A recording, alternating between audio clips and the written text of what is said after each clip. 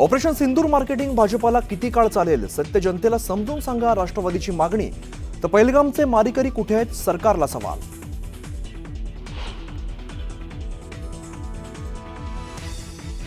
जयंत पाटलांकडून प्रदेशाध्यक्ष पदाच्या राजीनाम्याचे संकेत. वर्धापन दिन कार्यक्रमात नव्या चेहऱ्यांना संधी देण्याची पवारांकडे मागणी.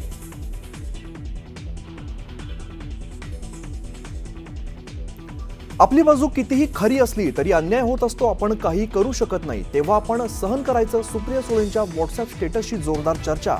सुळेंचा नेमका रुख कोणाकडे? चर्चांना उधाण.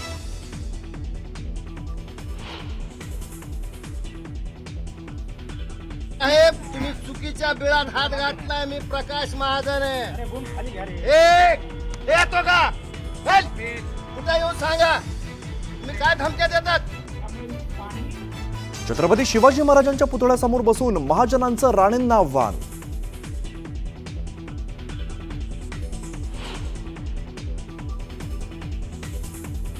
मुंब्रा रेल्वे दुर्घटनेविरोधात ठाण्यामध्ये मनसेचा धडक मोर्चा. वाढत्या लोकल अपघातांच्या निषेधार्थ मनसे आक्रमक. सरकार विरोधात तीव्र घोषणाबाजी.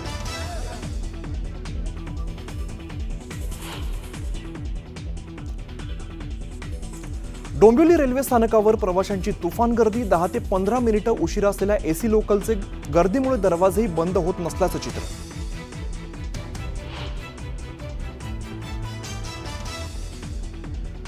धुळ्यात महिलेचा आणि मराठी भाषेचा अपमान करणाऱ्या बँक मॅनेजरला शिवसैनिकांनी घडवली अद्दल. कांचिरात लगावताच अधिकाऱ्याने मागितली माफी. देवपूर पोलिसात तक्रार दाखल.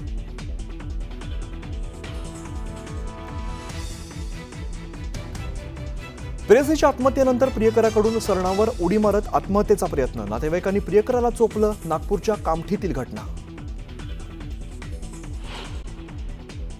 राष्ट्रवादी काँग्रेसची 2 शकलं झाल्यानंतर दोन्ही राष्ट्रवादी काँग्रेसकडून 26वा वर्धापन दिन पुण्यामध्ये साजरा केला जाणार आहे. राष्ट्रवादी काँग्रेस शरदचंद्र पवार पक्षाचा वर्धापन दिनाचा मेळावा पुणे शहरात बालगंधर्व रंगमंदिरात होतोय, तर राष्ट्रवादी काँग्रेस अजित पवार गटाचा मेळावा बालेवाडीत होणार आहे. दोन्ही ठिकाणी जय्यत तयारी झालेली आहे. सत्तेत असल्यानं राष्ट्रवादी काँग्रेस अजित पवारांच्या मेळाव्याचं नियोजन मोठं जोरदार आहे. पक्षाचे अनेक नेते 2 दिवसांपासून पुण्यात ठाण मांडून आहेत. राष्ट्रवादी काँग्रेस शरदचंद्र पवार पक्षाचे प्रदेशाध्यक्ष जयंत पाटील यांनीही बालगंधर्व रंगमंदिरात नियोजनाचा काल आढावा घेतला होता. शरद पवार यांच्या उपस्थितीत हा मेळावा पार पडणार आहे. बालेवाडीत दुपारच्या सत्रात कॅबिनेट बैठक संपल्यानंतर सगळे प्रमुख नेते पुण्यात येऊन हजेरी लावतील.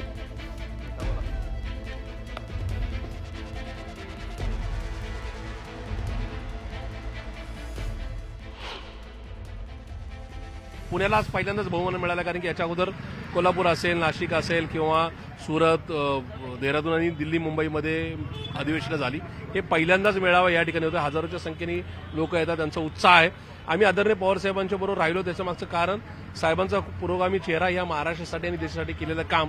त्याच्यामुळे सत्तेत जायचा कधी संबंध नव्हता. सत्तेसाठी कोणाची हातमिळवणी करायचा विषय नव्हता. त्यामुळे 2 राष्ट्रवादी एकत्र येण्याच्या ज्या चर्चा आहेत त्या निश्चित अफवा आहेत असं माझं थेट मत आहे.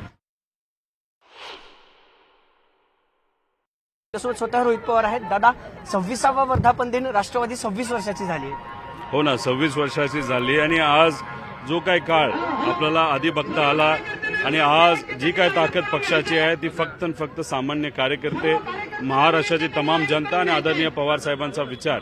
त्यामुळे आज इथं आपण जर बघितलं तर हा एक फॅमिली फंक्शन आहे, कौटुंबिक कार्यक्रम आहे. आणि या कौटुंबिक कार्यक्रमाला आम्ही कधी शक्ती प्रदर्शन करत नसतो. इथं सर्व लोक स्वतः येत असतात आणि स्वतः वर्धापन दिन साजरा करत असतात. आणि आज तुम्ही जर बघितलं तर इथं मनापासून उत्साह हा लोकांच्या मनामध्ये आहे. त्यामुळे तमाम महाराष्ट्राची जनता, सामान्य कार्यकर्ते, पदाधिकारी, पवार साहेब आणि सगळेच आमदारपासून माजी आमदार यांना मी मनापासून वर्धापन दिनानिमित्त शुभेच्छा बोलतो. दुर्दैव आहे की 2 वर्धापन दिन पडतात. एक राष्ट्रवादीचे आज 2 होत आहेत.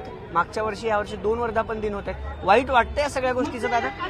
शेवटी एक असताना पूर्वी जी होती पवार साहेबांच्या मार्गदर्शनाखाली जेव्हा पार्टी चालत होती तेव्हा आपली एक मोठी ताकद होती. आता दुर्दैव असं की काही लोकांनी मुद्दामून त्या पार्टीला तोडून 2 पार्टी तिथं केलेल्या आहेत. पण ठीक आहे, त्यांनी त्यांचं काम केलेलं आहे.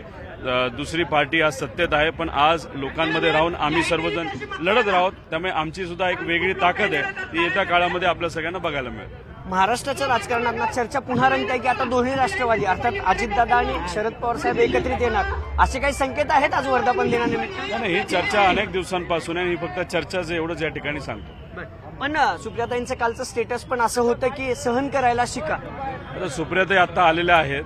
कारण का एखादा व्यक्ती जेव्हा व्यक्त होतो तेव्हा तो क्षणामध्ये काय विचार करतो त्याच्यावर तो विषय असतो.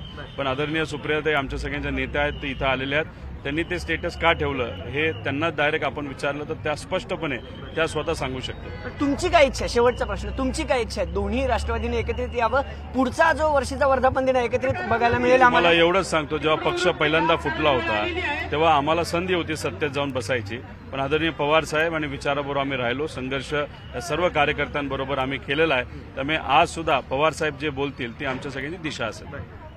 खरं तर थोड्याच वेळात झेंडावंदन देखील इथं होणार आहे. स्वतः शरद पवार, सुप्रिया सुळे, जयंत पाटील यांच्या हस्ते हा ध्वजारोहण सोहळा जो आहे तो पार पडणार आहे.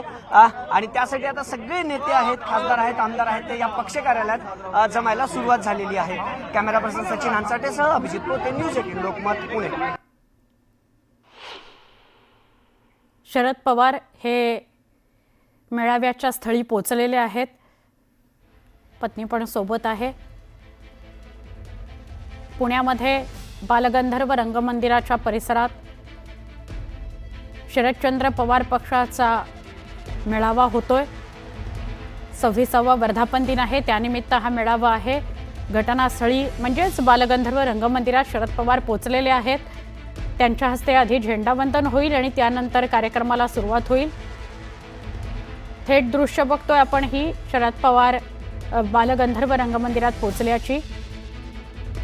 नुकतेच ते पोचलेले आहेत. सगळे मान्यवर आधीपासून उपस्थित होते. दृश्यांमध्ये अंकुश काकडे दिसत आहेत. आता सगळे कार्यक्रमस्थळी आज जाताना आपल्याला दिसत आहेत. 2 राष्ट्रवादी काँग्रेस आणि 2 वर्धापन दिन.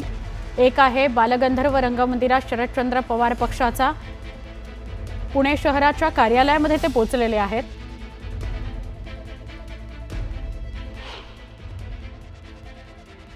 आमच्या पक्षामध्ये एकत्रीकरणाच्या बाबतीमध्ये कुठलीही चर्चा नाही. जी चर्चा आहे ती फक्त तुम्ही माध्यम चालवतात. आमच्या पक्षामध्ये एकत्रीकरणाच्या बाबतीमध्ये कुठलीही चर्चा नाही. जी चर्चा आहे ती फक्त तुम्ही माध्यम चालवतात. प्रतिक्रिया सुद्धा दिली अंकुश काकडे यांनी. पुढे जाऊया. राष्ट्रवादी काँग्रेसच्या खासदार सुप्रिया सुळे यांनी त्यांच्या व्हॉट्सॲपवर ठेवलेल्या स्टेटसची चर्चा सध्या जोरदार सुरू आहे. आपल्यावर अन्याय होत असताना सहन करायला शिका, असं सुप्रिया सुळे यांनी त्यांच्या स्टेटसमधून म्हटलं होतं. त्यामुळे सुप्रिया सुळेंचा रोख नेमका कुणाकडे होता याची जोरदार चर्चा आहे. आईला सगळंच माहिती असतं. माझे पालक क्वचितच मला सल्ला देतात. आईनं मला जो सल्ला दिला तीच गोष्ट मी रोज स्वतःला सांगते, सहन करायला शिक. आपल्या डोळ्यासमोर अन्याय होत असतो, आपण प्रयत्न करत राहायचे. त्यावर आपली बाजू कितीही खरी असली तरी अन्याय होतच असतो. आपण काहीही करू शकत नाही. परिस्थिती आपल्या हातात नसते. तेव्हा घट्ट व्हायचं आणि सहन करायचं. कर्तव्य करत राहायचं. आपले संस्कार कधीही विसरायचे नाहीत, असंही त्यांनी त्यांच्या स्टेटसमध्ये म्हटलंय. त्यामुळे सुप्रिया सुळेंनी नेमकं कुणाला उद्देशून हे स्टेटस ठेवलंय याची चांगली चर्चा रंगली आहे.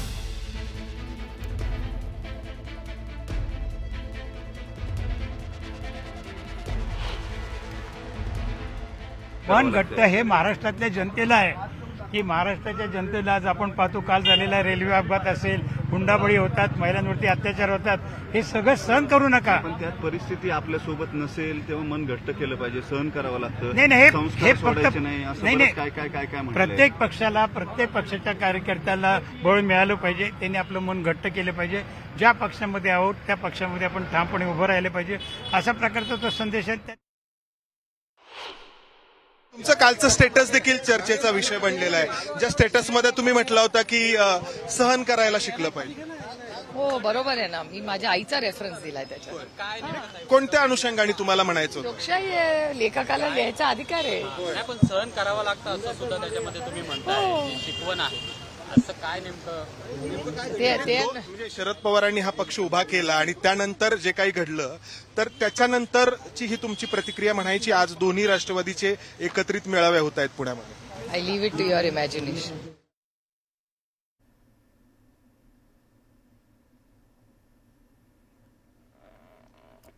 वाढत्या लोकल अपघाताच्या त्याआधी आपण थेट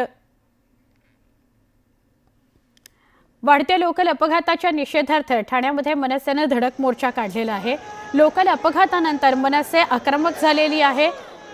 मनसेचा हा धडक मोर्चा आपल्याला बघायला मिळतोय. आमचे प्रतिनिधी अजित मांढरे आपल्या सोबत आहेत. अजित,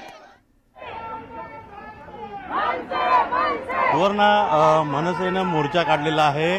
ठाणे पश्चिम येथील गावदेवी मैदानापासून ते रेल्वे स्थानकापर्यंत हा मोर्चा असणार आहे.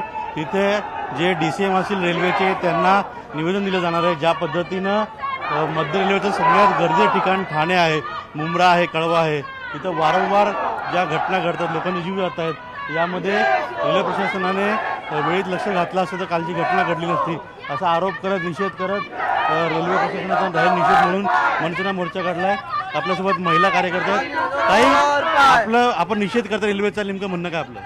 आमचं हेच म्हणणं आहे, आज माझ्या माता भगिनी रोज त्या ट्रेनचा प्रवास करतात आणि कालची जी गोष्ट घडली ही खूप लांछस्पद आहे. जेव्हा देश पुढे चाललाय, स्मार्ट सिटी चाललाय, असं आपण म्हणतो भारत पुढे, तर कुठे आज आपण नोकरीला जातो आणि आपला जीवच सिक्युअर नाहीये. तर मला असं वाटतं रेल्वे प्रशासनाने एकतर गाड्या वाढवा, एकतर सिक्युरिटी द्या, कारण हे रोज नाही, हे रोजची गोष्ट आहे. रोज 2-4 बळी जातच असतात. तर रेल्वे प्रशासनाला हेच मागणं आहे, एक तर तुम्ही काहीतरी सिक्युरिटी करा, गाड्या वाढवा. आज प्रत्येक जीव महत्वाचा आहे, नाहीतर तुमचा राजीनामे द्या, तुमचं काही काम नाही. काय हे सांगायचं आहे, प्रत्येक गाडीमधून प्रत्येकाचा कुटुंब जात असतो, येत असतो, प्रत्येकाचा जीव धोक्यात असते. ते प्रशासनाने विचार करून त्यानं आपला गाडी वाढवायला पाहिजे.